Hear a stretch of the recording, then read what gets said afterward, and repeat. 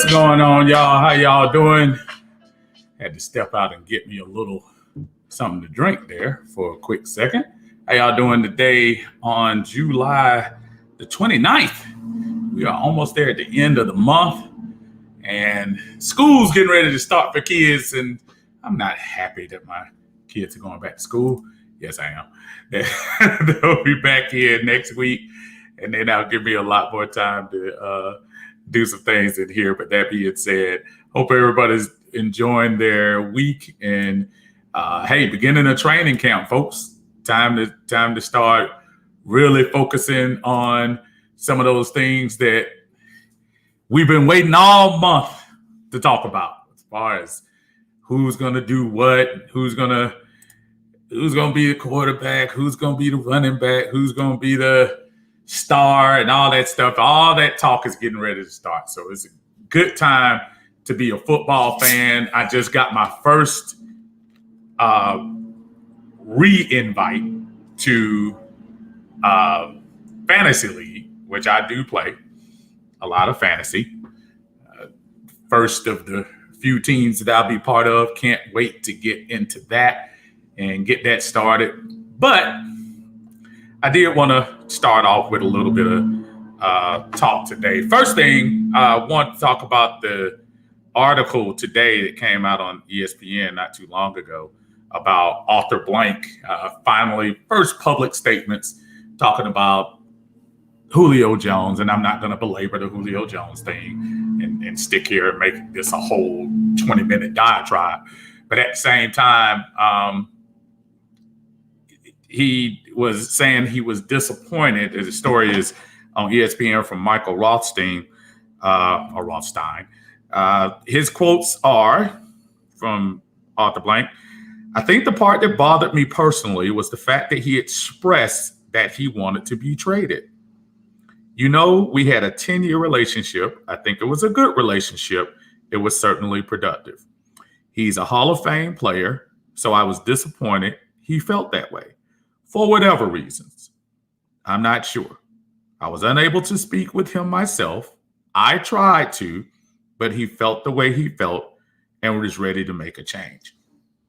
So this leads me to believe now more than ever that I'm wondering, was that Dan Quinn decision, was that something that was stuck in his craw a little bit more than we actually thought? I know there were talks and reports about how he did not like that move, but maybe this is showing that, hey, he truly was upset about how all that went down. So just a little insight from Arthur Blank. He goes on to say, we have tremendous regard for the player and the human being as well, and he's given us 10 great years, and that's about half of my ownership, and set all kinds of records. But the time was right for him to move on. I think the coach did what he could, and the general manager did what he could to have him try to stay, but he was ready to move on. And listen, if he's ready to move, he's ready to move.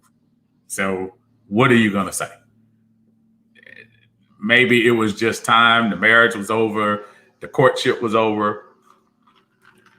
He was probably done from the time they got rid of Dan Quinn. So, hey, that sometimes you just got to deal with that when you go through relationships as far as ownership to a player. There are going to be some things. See Aaron Rodgers. There are going to be some things you're not going to like along the way, especially when you're in the elite status as Julio Jones was. And maybe there were things that he figured he couldn't go forward. I'm not here to speculate. I know Julio was paid handsomely his whole time, but sometimes it's not about that. Sometimes it's more than that. So not knowing what the whole story was, all I would be doing is speculating. So we're just going to leave it at, hey, Arthur Blank sounds like he tried, but it also sounds like Julio didn't want to talk to him. So for whatever reason, he decided to leave Arthur Blank. Disappointed, but he did move on. So anyway, I wanted to talk today because it seemed like we were having some very, and we have been having some very interesting conversations as of late in the group. And I understand now that I did a whole series on it Sunday saying that, hey, once training camp starts, I'm back on board, and all of the, I don't want to even call it negative talk, but all of the, talk about who I want as quarterback, who I want as running back, who I want as this, all of that is over. And now all of a sudden this week, I guess it reignites. I don't really even know what the catalyst was or who put the lighter fluid on the fire, but all of a sudden this week, there's been this huge amount of, I guess, a definition of what a fan is. And even as much as today, where I see people giving ultimatums like, if you're not this type of fan, then you need to leave. And if you're not positive about this, then you need to go. And I find that kind of talk hilarious, because I say, I applaud those who have the mentality that no matter what, it's always happy, happy, joy, joy. For the most part of my life, I try my best to live by that mantra. It's easier to smile, but they say it takes more muscles. It takes more strain on your muscles to frown than it does to smile. And I truly believe that. I try to live my life as happy and content as I can be. It just makes life easier when you're more joyous and you're more jovial, I should say. But when it comes to sports teams, sometimes you almost have to put a little caveat there or an asterisk.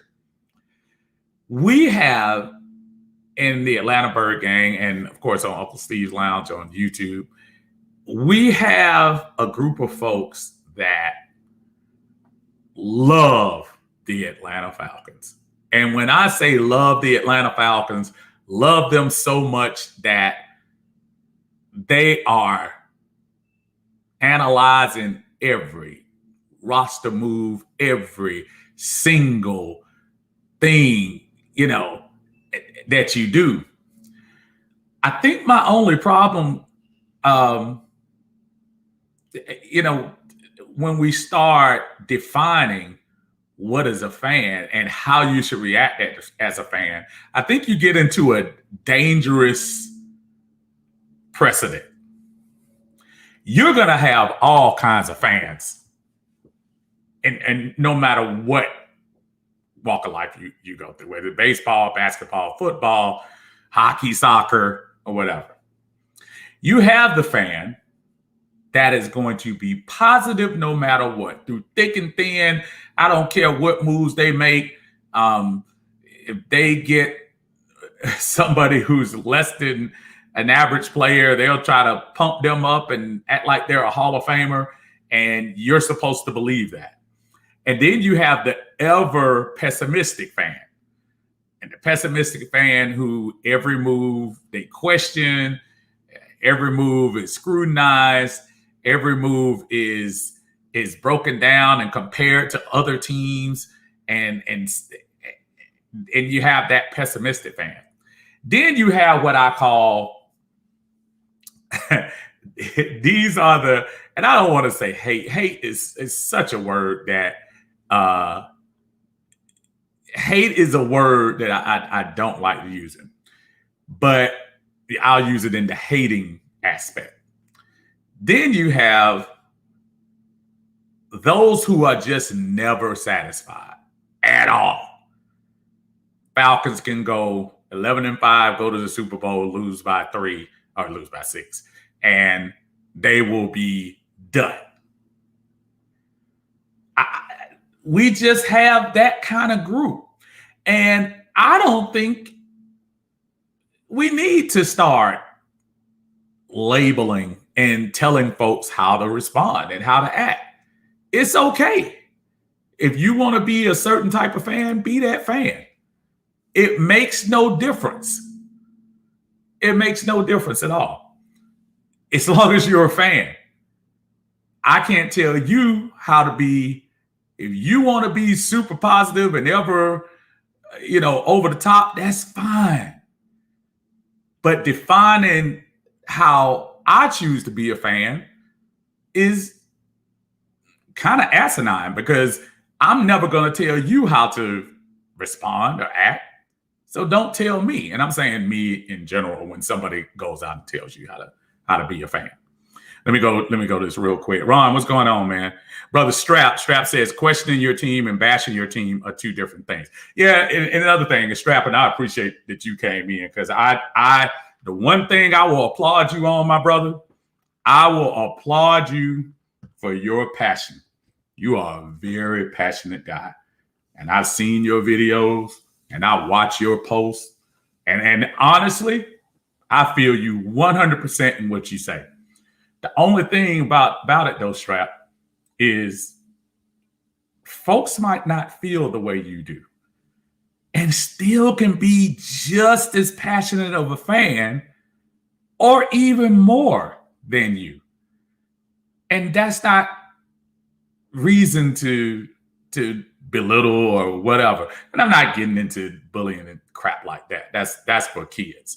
I'm talking about defining whether somebody should like a certain player or be positive toward a certain player just because they're on their team. We have 53 people on the Falcons, and I can tell you right now, there's probably about 10 of them that I could do without. Does that make me less of a fan? No. When the team rolls out on Sunday, am I sitting there saying the 10 people won and the 1 people lost? No. But at the same time, I think to stifle folks and what they think, I think is a dangerous road. You don't want to do that. So that's the only thing I'm saying. But as far as your point's concerned and your passion, got none but love for you. Cam, what's up, Uncle Steve? These folks ain't got no damn common sense at all. Listen, it's crazy. I'm never gonna question anybody's fandom, but when you try to evoke your fandom on somebody else, that's when you're gonna have problems.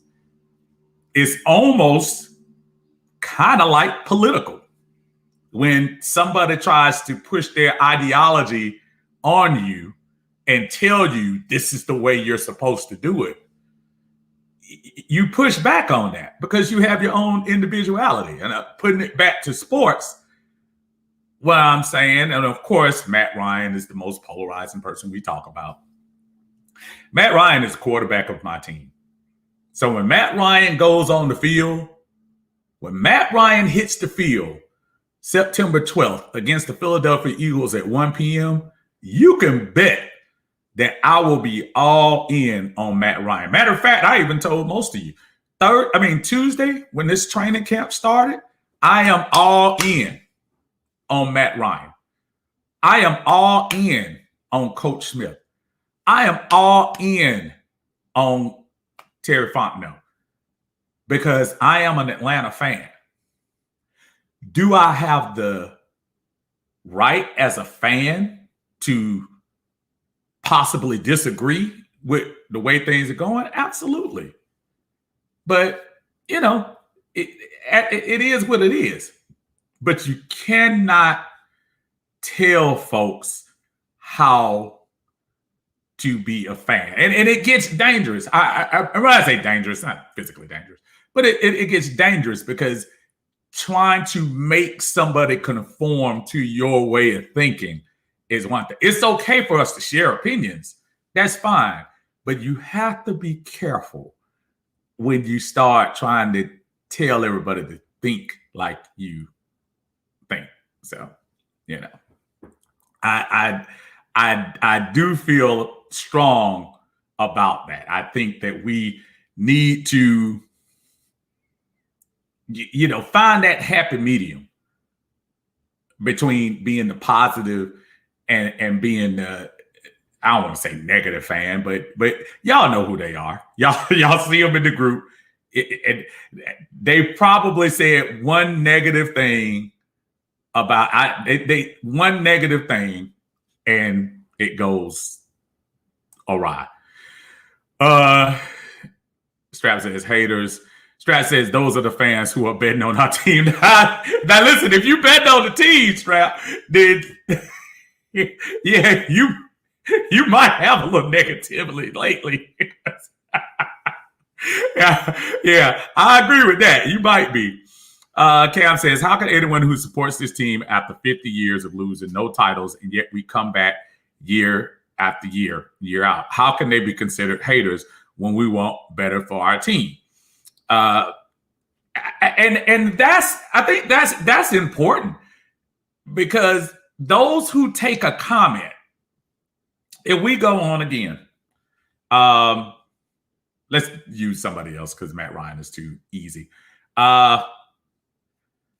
Caleb McGarry, who sounds like it's going to be out at the beginning of the year,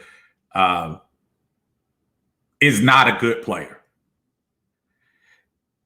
And I'm giving an opinion, an example. Somebody says Caleb McGarry is not a good player. The positive Falcon fan will say, well, he's been here for years. We're invested in Caleb. He's gonna produce, and he's gonna be strong, and he's gonna develop into a top-notch right tackle before you know it. And the negative fan is like, cut him now before we get to the 4th or 5th year. Get rid of him now. Where's the happy medium there? I don't know, and I need help on how to get there. But I don't believe in the super duper pom-pom swinging fan trying to tell me how I should feel. And I don't believe in the every person on our roster is trash and we need to cut everybody and stuff like that. I'm not there either. But I'm somewhere in the middle as far as some players and things like that. As far as the Falcons are concerned, kind of to the point Cam was making.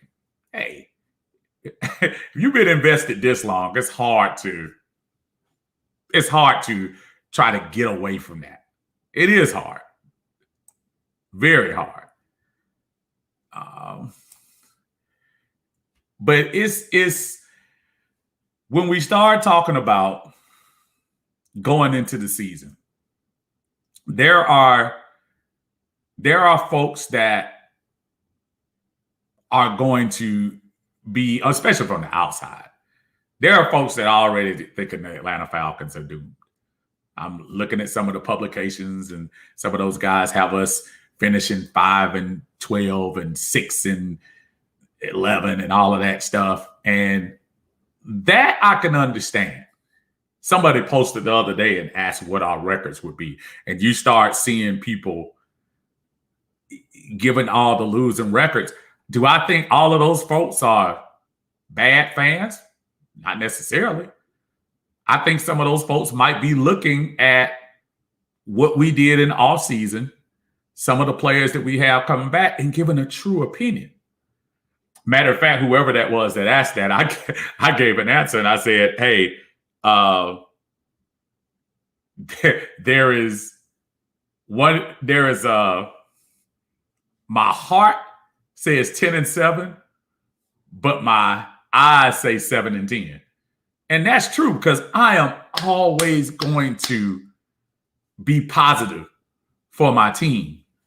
But there are aspects of this team that I absolutely question. Absolutely question.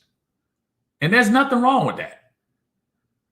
And I guess that's the biggest thing. I think I just wanted to be able to come in and just say, look, I understand you're a big fan, everybody.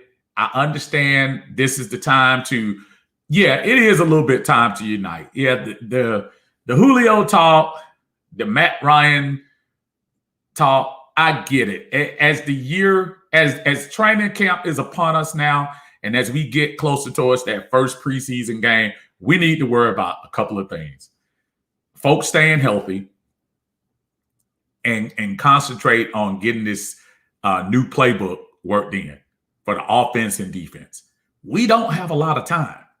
There are only 3 preseason games this year. It's not like it's 4 like it was before. And I don't even know how they'll do it this year. You know, last time before they would do the one, you know, the third game would be the game that all the regulars would play. And then the fourth game where you have people that were fighting for positions and you wouldn't see a lot of starters out there. It'll be interesting to see how they kind of switch that up now. Is that game 2 now where you have all the veterans in there? Because there's actually an extra week put in there now. So there's the third preseason game, then it's kind of a bye week, and then the season starts the next week. Do you play your starters on week 3 going into that so they will have a little bit of play time in them, or do you wait or do you do the same thing? Second game, play all the starters, and then the third game to evaluate? Because I think we have, 90 folks on the roster right now? And sometimes you need more than 3 games to determine who's going to make the team and who's not. And especially in today's, COVID thing where you just can't keep switching back and forth and making sure everybody's safe and all of that. So how do the Falcons do that? I don't know. But we don't have a lot of time, man. We don't. Titus says you can call it in. Absolutely. Absolutely. Let me get you in here, brother. And let me get you in.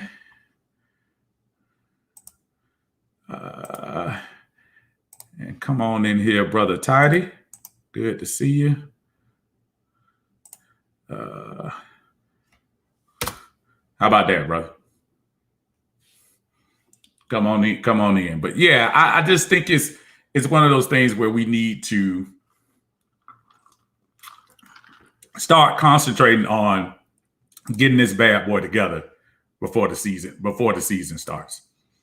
I'll wait on brother Tidy to slip in here and get in here. Hopefully you got the, oh, you know what? I probably should have done it this way. How about this?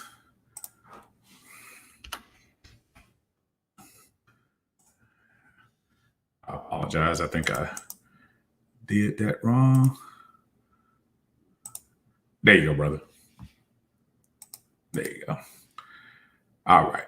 But yeah, so yeah, with a few days left, folks, we've got to get in here. I see false start Falcons say I'm ready for some ball, but I'm gonna go to a preseason game. I want it that bad. Listen, I didn't even realize that we have a primetime preseason game, that Cleveland game.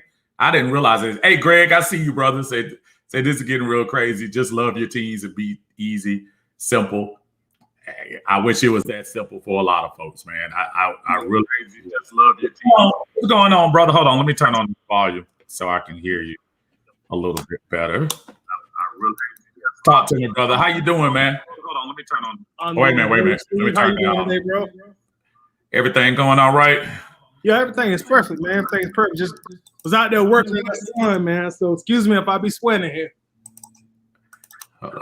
Okay, I'm gonna let you go ahead and talk. I gotta fix my volume, but go ahead and we were talking. I was just talking about. Hold on. I think I turned it down by mistake. Hold on 1 second, so I can hear you. All right, go ahead, brother. I can hear you. Okay, can you hear me? Sound check. I do hear you. Go ahead, brother.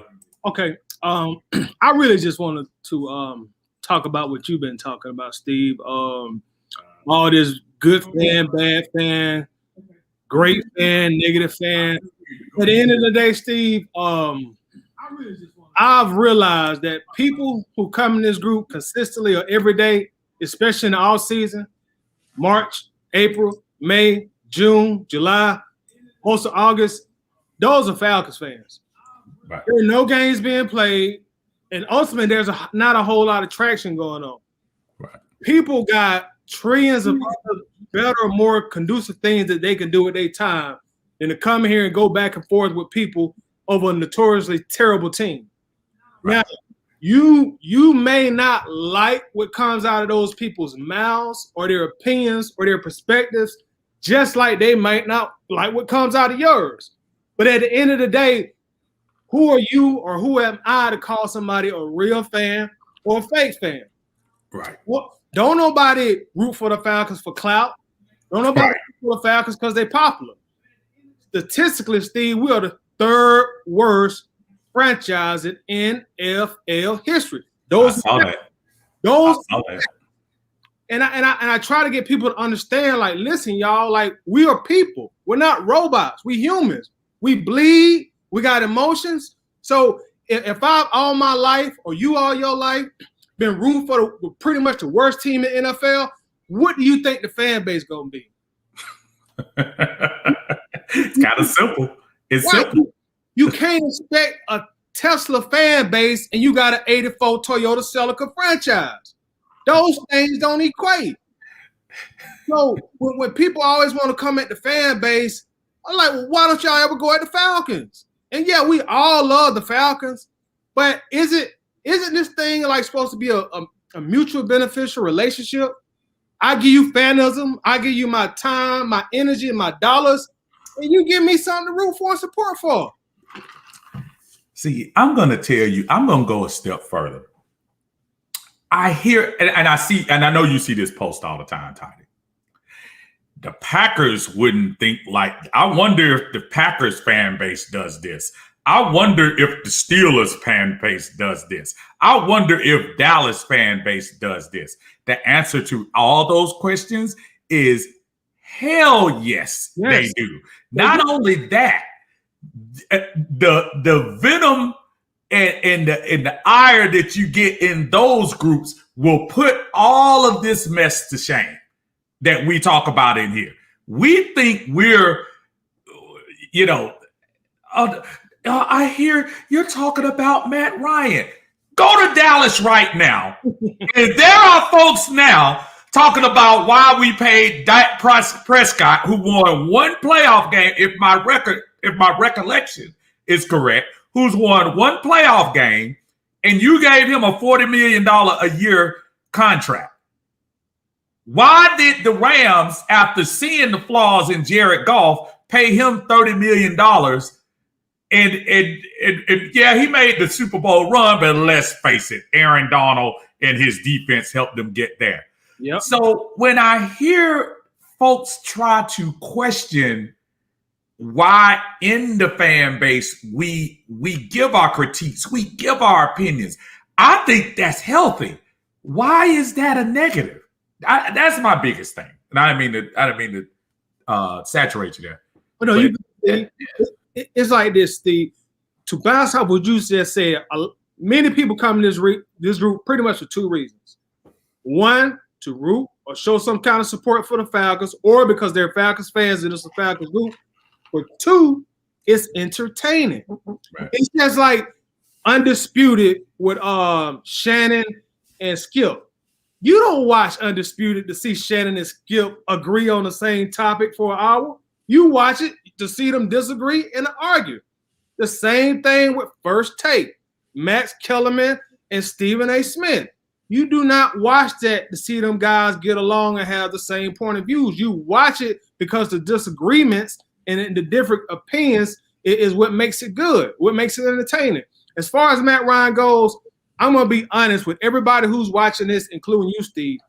In my heart, do I think this fan base is too hard on Matt Ryan? Does he receive too much unjust criticism? In my heart of hearts, yes, I think so.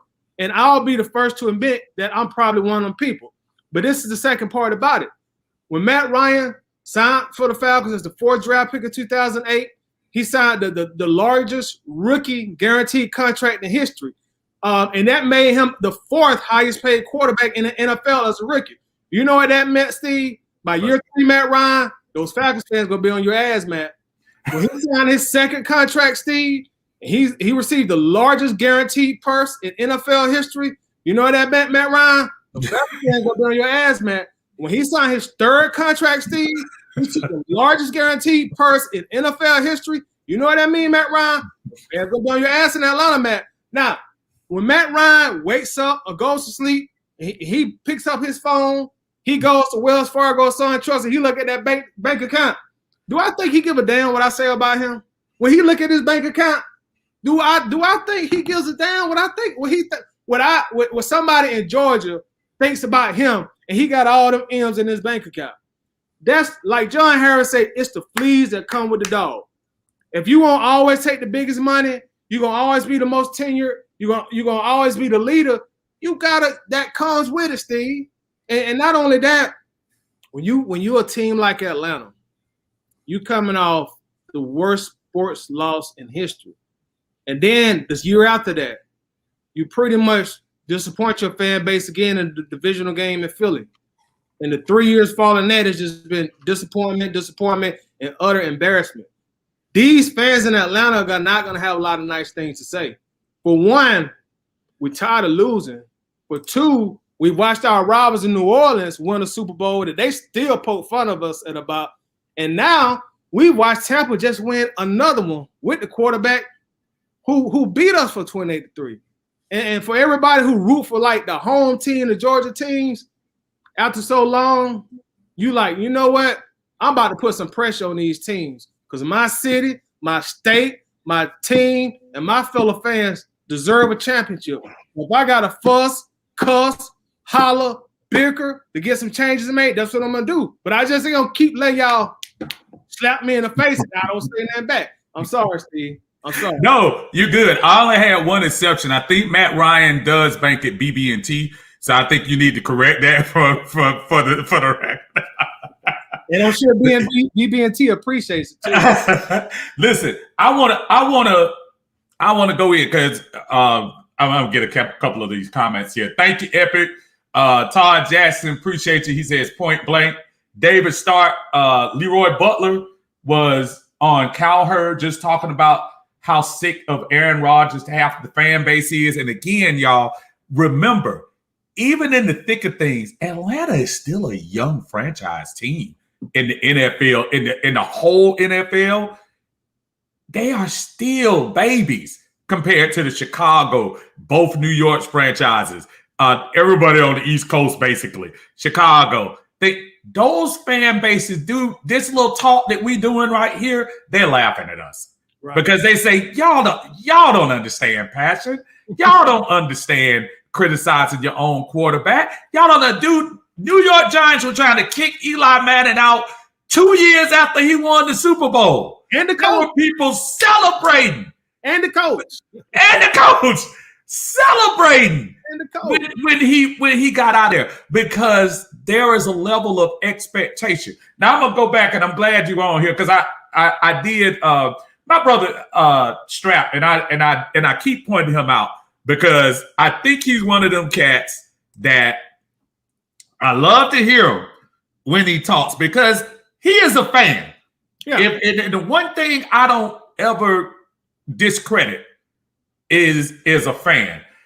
Strap has a problem with us being negative. Strap has a problem with that. And I'm putting his comments up, Strap, and I'm not picking on you at all. I'm giving you compliments, basically. When you were making the comment about Matt, he put on, we drop we drop interceptions, missed tackles, missed easy field goals, bad plays. Matt's get half the blame. How? Here's my only argument with that, Strap. As he Tidy just pointed out, fair or unfair. When the Rams get to the playoffs and the Rams go to the Super Bowl, yes, there is buzz about Aaron Donald. Aaron Donald probably, arguably, has been the best player in the league the last 4 or 5 years. But you talk about the quarterback. I don't care how great defenses were when the Baltimore Ravens, a team we would have easily beat had we got past Frisco, Joe Flacco gets all the credit when he won that Super Bowl. Yes, Ray was there. Yes, Ed Reed was there. But it's all about the quarterback. It's the most high profile. I've said this 1,000 times. It's the most polarizing position in North American sports. No doubt. There's not a baseball position, there's not a basketball position that gets more love or scrutiny than the quarterback. If you have a great quarterback, the sky's the limit. If your quarterback isn't good, or if you lost 3 years in a row, then you get criticized. So I think my thing when I started talking about that to my brother, I'm saying, yes, we see the interceptions. Yes.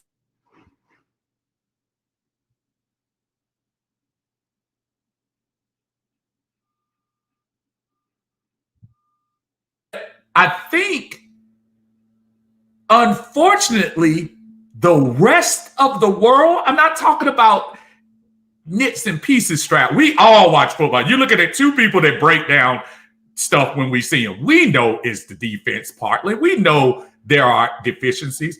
But the one person who gets to shine is the quarterback. And when you are the highest paid person, currently the ninth highest paid person in the NFL, folks, I am sorry. The spotlight is on you. Fair or unfair? I'm not saying it's fair, but I'm saying you get that shine, whether you want to or not. Absolutely correct, Stephen. And to expand on that, what you playing and paying the quarterback position. Go ahead. You froze up. Go ahead. Yeah, I'm sorry about that. No, it wasn't you. I think that's my sorry internet, man. We need fiber. Okay, go ahead. But just to expand on what you're saying, man, you're going to get that criticism. And as far as Strap go, I already know Strap is a very, very passionate fan, very passionate ATLian. He don't like nobody talking about his Falcons. He don't like nobody talking about his city, which me and him always go back and forth. But I got the utmost respect for him and the utmost respect for his opinion. But at the same time, there's going to be somebody else from Atlanta, somebody else who roots for the Falcons, somebody else who roots for Georgia, who has the same passion to push their team, who gonna want better for their team. And he's absolutely right. Matt Ryan is not missing tackles. He's not dropping interceptions. He's not doing bad coaching. He's not signing bad players. But the thing about it, man, is everything has changed over the last almost 15 years but Matt Ryan. So when we keep losing with the same quarterback, making up the most money with the most tenure, people are going to start pointing their finger at him. And that, again, to borrow John Harris is saying, that's the fleas that come with the dog. That's the fleas that come with the dog, bro. When you make $30 million a year and you win 4 games, you win 7 games, you can't score on first and goal in the divisional playoff game, man, these fans are gonna come at you, bro. We live in a social media era, Steve. Mm-hmm. There was a time 10, 20 years ago when the Falcons were bad. I just had to swallow it. I can only talk about it in my inner circle. But now I can get online real time and talk to you about it. And that's just what happens, man. Like people ain't hating on the Falcons. They ain't trying to be bad fans, but people gotta understand that a lot of people in 2021 are gonna hold the Atlanta Falcons responsible. You just can't expect the fans to be world-class fans and the team ain't giving us nothing.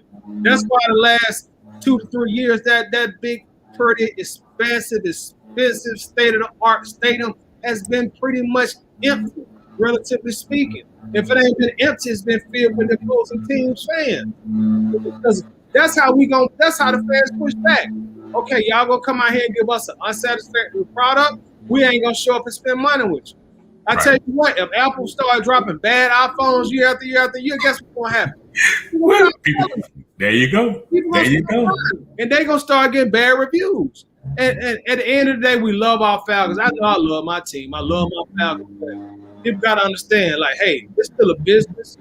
We're still consumers. You got the right as a consumer to express your good satisfaction. Steve, if you was making rap music, and I done bought your last 3 CDs, first day they released, now the last 2 CDs you done came out and dropped duds, I'm gonna say, hey, Steve, hey, buddy, I love you, Steve, man. That last CD was trash. I spent my money on it, but it went good. Absolutely. Yeah. I hear you 100%. You said something real cool about investing. And I know we're the ones, we go to the games, we go to these stadiums and we put our money on the line as season ticket holders.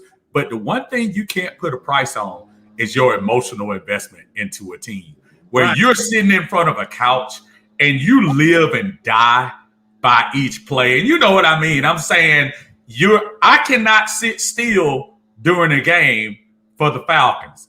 I can't sit still in my seat because there is such an emotional investment in this team.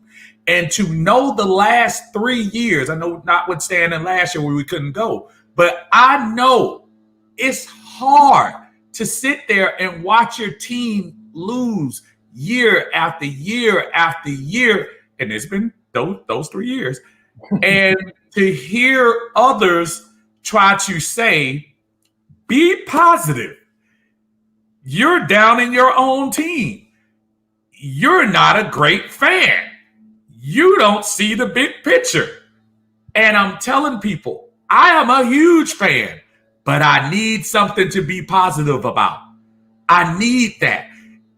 I would love nothing better than at the end of this year, in January of 2022, to sit up here and say, I apologize for everything I said to Matt Ryan. What a great year. What a great comeback. What a great leader bringing us through. I would like nothing of the sort. But boy, when I see a trend, sometimes I can't help but to follow the trend. I hope we end up following this up. I'm gonna give you some quick comments right quick while you're there, Toddy, because people are coming in, and I want to make sure I'm getting them. I appreciate you, David, coming in. My brother Macario said, "What's going on, fellas? I know every game day we getting a pod closing. Absolutely. Nate said he's not playing like he's getting paid. Strap says we got offensive plays for running quarterbacks, not for passing quarterback, a pocket quarterback. I'm sorry.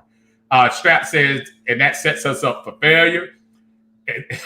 And then Strap says, if we don't win it all this year, y'all are going to continue to blame. So if we don't win it all, are y'all going to continue to blame Matt Ryan and bash our team? Well, okay. Well, let me stop you there. Nobody's bashing I'm not bashing the team. I'm being critical of the losing trend right now. I have to give this organization, I have to give Coach Smith, I have to give Terry Fontenot a year to get this thing rolling. Right. You came in here owing money to folks this year. We were in the negative. We have players that are lowly evaluated if you were to put them side by side against other teams. We don't have a largely over-talented team. I have to give Fontenot and Smith an opportunity to build, to coach up. I can't sit here and pretend like if next year comes that I'm going to give Matt Ryan a bye, because he got a bye in 18, he got a bye in 19, and he got a bye last year. Yeah. Every year we came into the season, Toddy, you and I sat here on talking to each other, whether here or on post, we all started the year optimistic, and we're going to do it again this year. Right. You ain't but I'm ready. Right. I'm super ready. I'm going to be right behind folks. But I'm not going to sit here and pretend if in January, because I think we go the second week of January this year for the end of the season. Yeah, if at the end of the season in January and we have a top 10 pick, folks, I'm sorry. You can throw for 6,000 yards. You can throw for your percentage can be 65%. It's gonna be the same. I mean, that's what I'm saying. So don't say I'm not bashing the team. I don't think it's about bashing the team. Strap, at some point, brother, at some point, you have to kind of even look if it happens. Let's hope we don't have that conversation. And Steve, can I say this? To bounce out with you something you just said, like when you go to these games, man, and one thing you can't put any kind of price or measurement on is your emotional investment you put in this team, man. When I go to games, like my girl, she'll be taking pictures of me. She'll be like, I want you to see yourself, how you act that Falcons game. And I posted some on my Facebook before, like when we played Philadelphia, that night game. Julio sweep, the Julio. Yeah, that game. It's a post on my Facebook now with me talking shit right down Northside Drive before you coming out stadium to every person I seen with an Eagles jersey on. I'm repping my squad. There's another picture on my Facebook when I'm just standing up at the game. That's what I do. I stand up. I can't sit down because my energy level, I'm just so in tune with it. And that's why on my lives, I be like, people always be tapping me on my shoulder. Hey, sir, can you sit down? Can you sit down? And dog, and I hate to always bring this up, Steve, but when I went to Houston to watch the Super Bowl and we lost, man, I left the part of me in Houston, bro. You know what I'm saying? I left the part of me in Houston. Yeah, and I don't know if I ever get that part back until we win. So when you start investing your emotions in it, yeah, when your team lets you down, you're going to let them know, like, hey, I'm disappointed. Y'all got to do better. I'm always going to love you, even if you never win another game. I'm going to always go root for them birds. But, hey, I want y'all to win, you know. We don't root for y'all just for y'all to be losing. We want y'all to do good. Just like you want your kids to do good. If you're in a relationship and she's not giving you the same effort that you're giving them back, if you don't have an even yoked give and take, you're gonna be emotionally feeling a certain way. Right. And I know I'm stretching that analogy going to sports, but it's true. The Atlanta Hawks went on a historic run this year. Do we realize less than 6 months ago we were ready to throw these guys out to pasture? Right. And the Trae Young project, let's look and see if we can package him up. I heard that for all the people who want to act like now they were all aboard all along and stuff like that. Winning changes everything. And I don't think people understand, Tidy, if we win that game against Philadelphia, do you realize that will be the first time in 4 years that we will be over 500? Ooh. If we win that one game, it's 2017 at the end of the year against Carolina. We ended the year 10-6. We have not been over 500 since. We have not. We have not won an opening game since 2017. And really in 2017, if you add 2016, we won 1 out of the last 5 years on opening day, because the year of the Super Bowl, we lost the first game to Jameis and Company here. So in order for this skank to get off of us and this bad feeling that we have as fans, winning cures it all. We can even be critical in winning, but it feels better. Right. Your food tastes better. Right. The beer's not as flat. Right. The jump talking level that you can get from just right. Your chest up. And we know it's Philadelphia, they can suck too, but we will still be able to talk jump for that one day. And I'm telling you, for a fan base starved for a team to win, it's important for us to jump out to that big start. David, real quick. David said, I'm ready for the season too, but I'm expecting 7-10. Like you, Steve, I'd love to be wrong, but I haven't seen anything else to say I'm wrong. And I don't think it's anything wrong with that. I think people are looking. I was talking about the different kind of fan, the super love fan, and the I can't stand every player on the team. I'm so much of a pessimistic person where I love my Falcons, but at the same time, boy, oh boy, I need y'all to give me a reason And right now, I just don't see enough reason. I'm gonna put myself out there. I think the defense is gonna be better this year. I hope so. I think the coaching. Well, let's put it this way: we saw some decent coaching in 2019 and took the ragtag folks that we had and turned them into a decent team. If this guy, Pease, is worth his salt, just putting people in the right position should be able to. I think that's what it is really been with the defense the last few years. Have we put people in the right positions to be successful?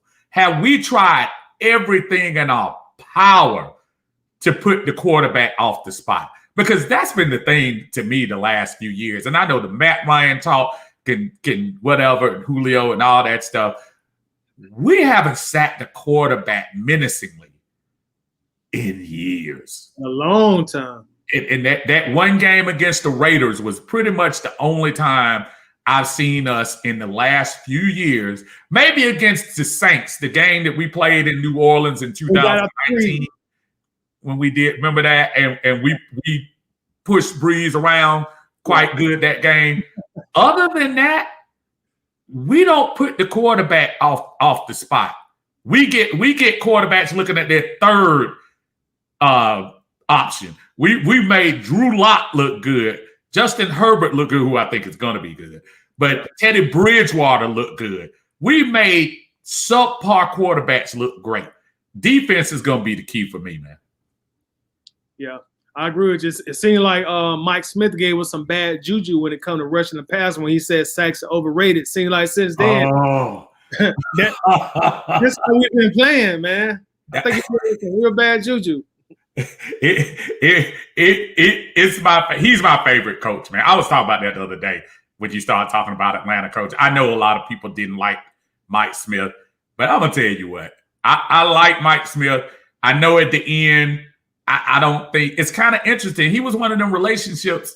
We always have players / coaches that once they're finished with us, they don't ever do it again. Right. Steve Roddy.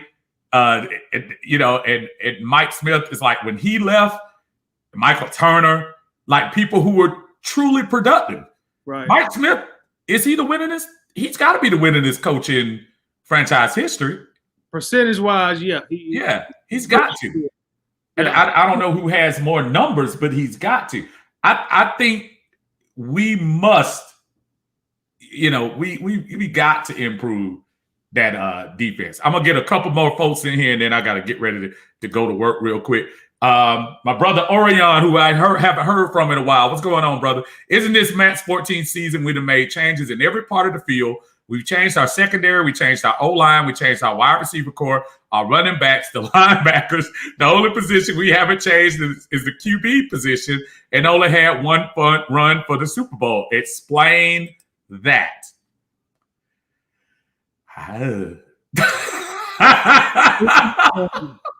That's the source of a lot of conversation and a lot of people's gripes and a lot of people's complaints. I'll raise my hand and say I've been one of them people. Because Steve, you know me. What's one of the biggest? Your very first show, what did I come in and say? We need to start drafting quarterbacks. Yes, you did. Yes, you did. And that's been one of my biggest gripes with my Falcons. It's just like there should never be a position on the field that you don't never draft that. The quarterback, no position. All these quarterbacks who we consider all-time greats in this era currently, they've all had their franchises drafting quarterbacks behind them. From Aaron Rodgers to Tom Brady. I mean, and you could arguably say those are the two greatest of the last maybe 20 years. And those franchises have been taking quarterbacks in the second round, first round, third round. And that's a lot of people's gripe with the Falcons, which turned out into a gripe about Matt Ryan, because it's just like y'all just keep going and back with Ryan, and it's not working. And after like 15 years, at some point, you got to say, hey, we got to try something new. You know what I'm saying? And sometimes it's just new energy. Right. Sometimes it ain't even about it being Matt Ryan's fault. sometimes a change of scenery is good for the Falcons, and a change of scenery is good for Ryan. So that's a very valid comment. When somebody say you changed every position, you even changed the general manager. You know what I'm saying? You changed your scouting department. So that's a valid gripe from a probably very concerned fan. Like, hey, I ain't got nothing against Matt, but you changed everything but the quarterback, and we still lose. It's a very valid point, and Orion usually comes with good stuff. I'm gonna get a couple more in here. My brother, who is that? Is that Nate? I missed out on who that was. I'm a realistic Falcon fan. I think it is Nate. I'm a realistic Falcon fan. This is the only year after the Super Bowl we as a team, the next 2 years, my Falcons were supposed to be in the playoffs. Now I go back to say this is the only year the team get by not the quarterback. He's got to get off. No, he didn't say Mike Smith. I missed that. but I did say. Stroud says the reason why we keeping the quarterback is because we're paying Matt Ryan $40 million. Now, Stroud, I'm telling you like I told everybody else draft night, and I've said this time and time again, I understand there are financial ramifications. They had to make that decision. They had to restructure Matt because it sounded like now that we see Julio was not even close to even wanting to be here, let alone restructure. But in order for us to get underneath the salary cap, we had to do that. My argument with folks was you can still get your future quarterback. This fallacy or unwritten rule that just because you sign somebody and they're making $40 million that they've got to start. I understand the common sense sounds like, but I also say for instance, we go 7-10 or 6-11, which I hope we don't. Say if we do. This could have been a year that young apprentice could have been getting some time and learning how to be a quarterback. If we end up being the same thing that we were last year, albeit, look, in order for us to make a difference, keeping it real, we got to improve at least 5 games. Right. Got to, if we don't. So anything less than 5-game improvement is a failure. It is. You could have been using this time to groom your future quarterback, albeit Trey Lance, albeit Justin Fields, albeit Matt Jones. I don't care. You could have been using that time to do that. I understand fiscally it doesn't make sense, but guess what? We were lost fiscally before the new regime got here. I don't blame Terry Fontenot and Arthur Smith for that. They don't have anything to do with that. But what you do have is an opportunity to go get your next franchise quarterback. And I hope Kyle Pitts scores 10 to 12 touchdowns this year. But it's not going to help me in my most important position on the field. Right. Because he can't throw to himself. If Matt declines this year, Tidy, do you realize how much this fan base would turn if he declines this year? And I'm not saying I hope he does, but do you realize how much they will? Mm-hmm. I mean, it's gonna be ugly, man. We're gonna be in here. We think we mad now. Very ugly. Especially if Justin Fields turns out to be a baller, man. It's gonna be it's gonna be a nasty blue stain for the Falcons. It is, man. It is. Listen, this is one of them poppy hands. I do mine. Listen, I know my brother ain't got the Cavassier out like he usually does. So I know. But look, y'all don't realize it's always good hooking up with my brother on there. But I got to go make some money here in a couple of minutes. But I will cash in, man.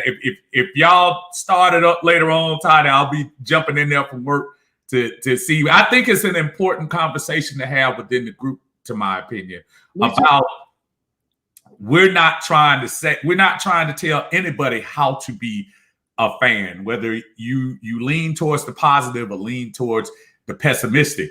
I think there's room for everybody, but you don't have to be a certain type of fan. We welcome it all. I think I see people on your lives all the time. You have different opinions. I love that. Brother Marcus has folks that are opinionated about that. And of course, you know, when they talk to me, it's the same thing. I love that. I don't want to be, to your point, robotic. You said it perfectly. I don't want to be that. I want to be where I can talk with an eclectic group of people and we can share different opinions and still all wear the red and black, right, and be together. That's what it's all about to me. But anyway, I got to roll. Thank you, my brother Tidy. If you hear me click off, because I'm rolling to go get dressed. But anyway, the rest of y'all, man, hey, y'all take it clear, and we will see y'all later on. Tidy usually comes on Sunday a little earlier, usually about 4:30 or something like that. And I'll follow him a couple of minutes later, and we'll do that. We probably need to do something together pretty soon. I'll get my Kool-Aid and I'll match you with your Cavassier. But I know, but we can do that too, brother. If it's up to you.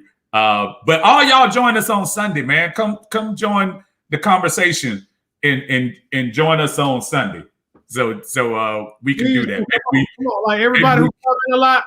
Hey, if you want to come on one of these streams and talk to us, and maybe we'll have a roundtable fan forum, and you your perspective on why we bad fans. We give our perspective on why we ain't bad fans. You know, maybe we need to just sit down and do that before the season starts, man. I'm super down with that. I'm super down, and we could talk about it this weekend if you want to. It's up to you. I always love sharing the mic. Strap with you. Yeah, man. Come on. Y'all fellas be good, man. Tidy, take care, brother. We will catch everybody later on, man. Y'all have a good one. Peace, Steve. All right.